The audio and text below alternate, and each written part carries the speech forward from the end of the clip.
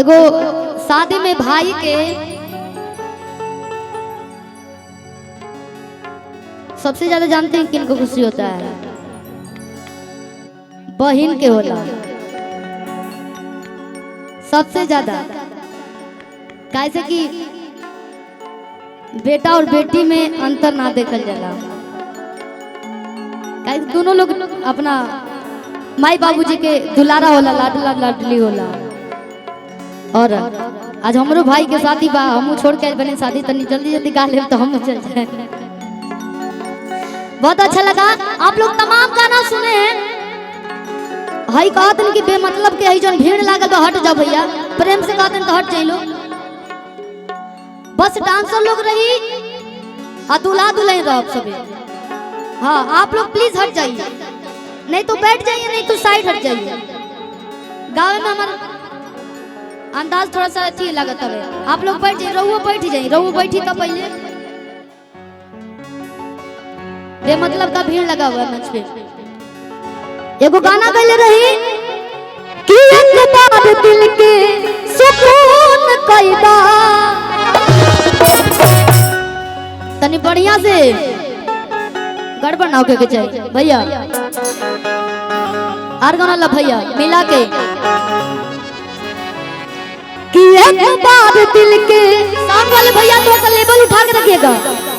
सुकून कैदा कि ये राजा जी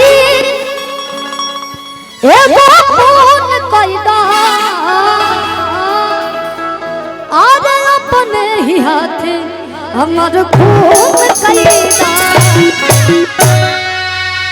भाभी आप ही का नीलम नाम है क्या? हाँ उनका परी नाम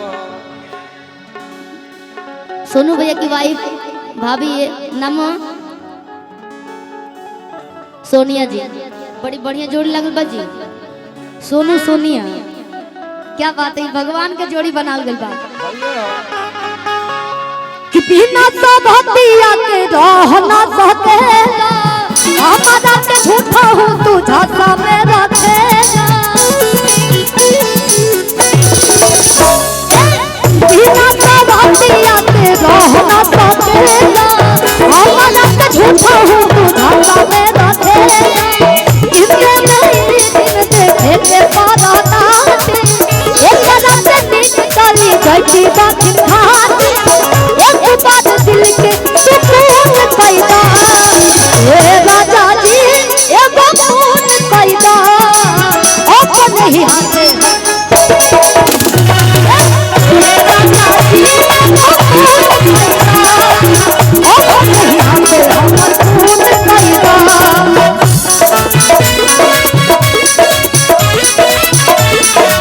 आप लोग जैसे घूम घूम के डांस कीजिए। और आप लोग जो लोग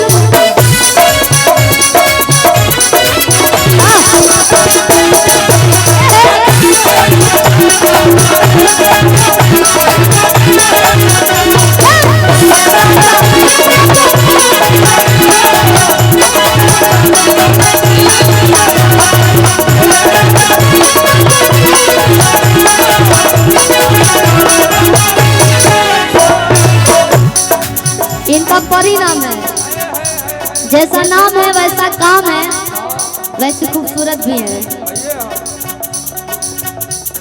हमरा बुझा था कि हमारे पता ना जन्म भइल हो कि ना परी जी जब से यहाँ के जन्म भइल बा, लेकिन फिटनेस कम ना भइल, ब्यूटी ना घटल, सुंदरता अबे बरकरार बा। का खानी रहुआ हैं की है कर के रहे तब काहे बियाह कैला, बस खेले वाला जिंदगी जाता बाह कैला।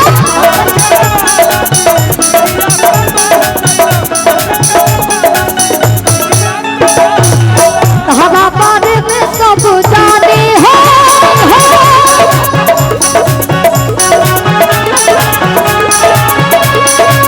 बारानी मान कैसे मानी हो, कथ के करे जवाब सुकून कैदा।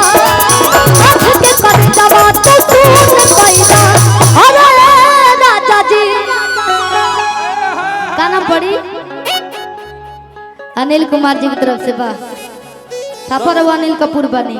अरे राजा जी ये फोन कैदा कि अपने ही हाथ हमर को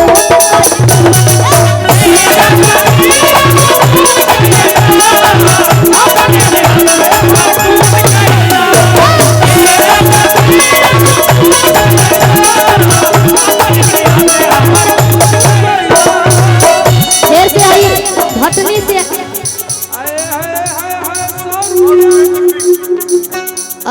बार और बोलिए प्लीज। मधुरेंद्र सिंह भेजी की तरफ से ढेर सारा आशीर्वाद। म्यूजिक ज्यादा प्ले ना हो, हम खाली गाए शब्द गाए खाली। हो काश तोहरे खाली रही हमारो काम हो इतना न करा के पिया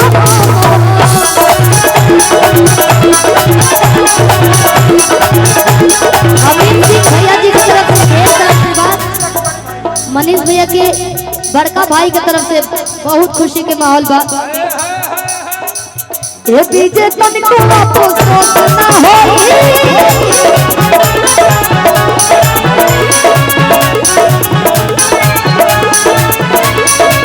बलबीर सिंह होटल बलिया भैया की तरफ से कैप्टन बा ढेर सारा से बता ये डीजे तनिको आपको सोचना होगी हमके मुआ तो हर सोचना होगी सिर्फ खाती नया